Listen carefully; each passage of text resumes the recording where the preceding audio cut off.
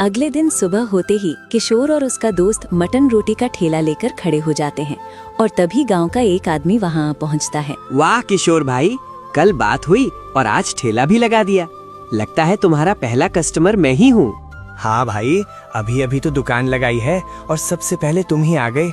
Mutton भी मेरे पापा ने सिखाया है, बिल्कुल वैसा ही बनाकर लाया हूँ। अच्छा, फिर तो आज खाने में मजा ही आ जाएगा।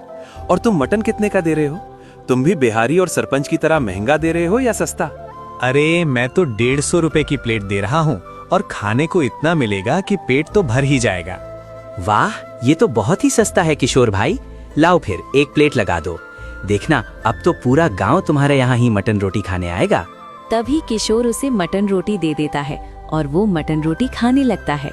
देखते ही देखते गांव के और भी लोग वहां मटन रोटी खाने आ जाते हैं। दूसरी तरफ सरपंच के यहाँ कोई भी मटन रोटी खाने नहीं आ रहा था। उसकी दुकान पूरी तरह से खाली थी। देख बिहारी, तेरी वजह से ये सब हुआ है। तूने मटन का दाम बढ़ाया, इसलिए लोग यहाँ मटन खाने नहीं आ रहे हैं, वरना यहाँ कोई ना कोई हमेशा होता था। जब से तूने मटन का दाम बढ़ाया है, लोगों ने आना बंद कर दिया है। अरे सरपंच जी, ये सब मेरे दाम बढ़ाने की वजह से नहीं हुआ है। लगता है आपको मालूम नहीं है कि गांव में किशोर ने अपना ठेला खोला है, जहां वो मटन रोटी बेच रहा है, वो भी 150 रुपए की। इसलिए लोग वहां खा रहे हैं। क्या कहा? किशोर ने ठेला खोला है, वो भी मटन रोटी का? उसकी इतनी हिम्मत! लगता है वो भूल गया कि मैंने उसके बाप के साथ क्या किया था। सरपंच जी, ऐसा क्या किया था आपने उसके पापा के साथ? बहुत समय पहले की बात है, जब उसका बाप यहाँ मटन रोटी बेचता था, तो उसकी वजह से मेरी दुकान नहीं चलती थी। इसीलिए मैंने एक बार रात को जाकर उसके ठेले में आग लगा दी। उसके बाद से उसने कभी ठेला नहीं लगाया। तो आप एक काम करो, आज रात ऐसे ही किशोर के ठेले में आग लगा दो, फिर हमारा धंधा कल से वापस अच्छा चलने लगेगा। हाँ, ठीक कह रहा है तू। आज रात को तो किशोर गया, साथ ही उसका ठेला भी जाएगा। रात होते ही सरपंच किशोर के ठेले के पास आता है और उसके ठेले में आग लगा देता है। वो ये सोचकर खुशी से नाचने लगता है कि अब तो उसका ढाबा फिर से पहले की तरह चलने लगेगा। और फिर अगले दिन सुबह होते ही किशोर और उसका दोस्त वहाँ पहुँचते हैं। वे देखते हैं कि उनका ठेला तो किसी ने रात में आकर जला दिया है। वे समझ जाते हैं कि ये काम सरपंच का ही है। तभी वहाँ गाँव के लोग भी आ जाते हैं। ये क्या हो गया? हम तो यहाँ मटन रोटी खाने आए थे, पर यहाँ तो तुम्हारा ठेला जला हुआ पड़ा है। ये किसने किया किशोर? अब क्या हमें वापस सरपंच के ढाबे पर ही मटन रोटी खाने जाना पड़ेगा? नहीं, आप गांव वाले चिंता मत करो। ये जिसने भी किया है, मुझे पता है कि वो कौन है। उसे लगा कि ठेला जला देगा तो मैं मटन रोटी बेचना बंद कर दूंगा, लेकिन नहीं, जो गलती मेरे पापा ने की थी वो गलती मैं नहीं करूंगा। मैं पैसे जमा करूंगा और एक नया ठेला लेकर आऊंगा और मटन रोटी बेचूंगा।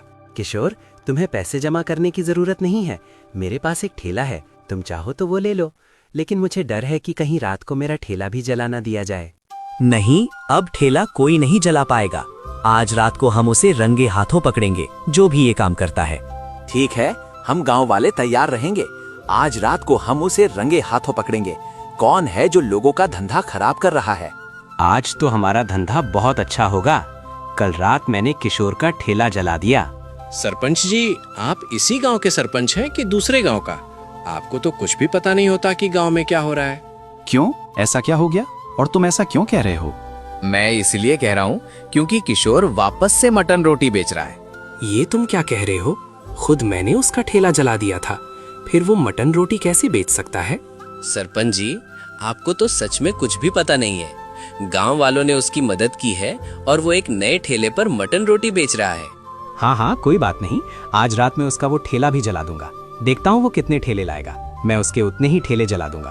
उसके बाद उसकी हिम्मत टूट जाएगी और वो खुद ही बैठ जाएगा। सरपंच और बिहारी इस बारे में बातचीत करते रहते हैं कि किशोर का धंधा कैसे बंद किया जाए। और रात होते ही सरपंच फिर से किशोर के दूसरे ठेले को आग लगाने पहुंच जाता है। आ गए सरपंच जी, मेरे ठेले में आग लगाने। मुझे पता था कि आज आप आएंगे। आपको हजम नहीं होता ना कि कोई आपका धंधा खा जाए। ये क्या, तुम गांव वालों के साथ यहाँ इतनी रात को क्या कर रहे हो? हम तो बस आपको रंगे हाथों पकड़ने आए थे। गांव वालों ने भी देख लिया है कि आप कैसे रात को लोगों के ठेले जलाते हैं, जो आपका धंधा खराब करते हैं। अब आपको सरपंच की पद से भी हटा दिया जाएगा। बेटा, मुझे माफ कर दो। मुझसे बहुत बड़ी गलती हो गई। मुझे सरपंच के पद से मत हटाओ। मैं वादा करता हूँ कि आज के बाद ऐसा काम कभी नहीं करूँगा। मैं बस तुम्हारी तरक्की देखकर थोड़ा सा बहक गया था। मुझे माफ कर दो आप सब लोग। अच्छा ठीक है सरपंच जी, आपको पद से भी नहीं हटाया जाएगा और गांव वाले भी आपको माफ कर देंगे। बस आज के बाद आप अपने ढाबे में जो मटन 250 का देते हैं वो मेरी तरह 150 का ही देंगे और ईमानदारी से काम करेंगे। अच्छा ठीक है, जैसा तुम कहोगे मैं वैसा ही करूँगा और ईमानदारी से काम करूँगा। उस रात के बाद सरपंच 150 रुपए की मटन करी बेचने लगा।